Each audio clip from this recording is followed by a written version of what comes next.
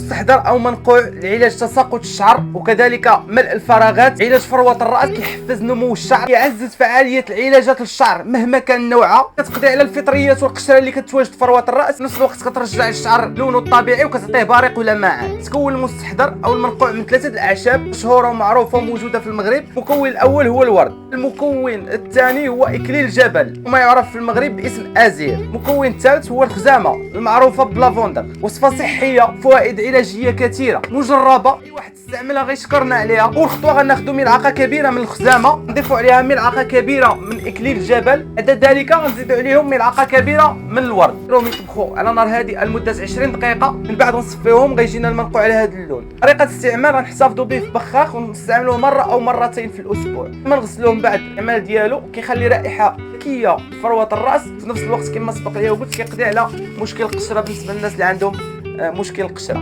يقدروا يديروا كل شيء رجال ونساء. كل مكون من هذه المكونات له فوائد كثيره للشعر. جربوا يخلي كومونتير تشجيع الناس اخرين، شي دير جيم وبارطاج هذا الفيديو يوصل لاعلى عدد ديال المشاهده. احبكم.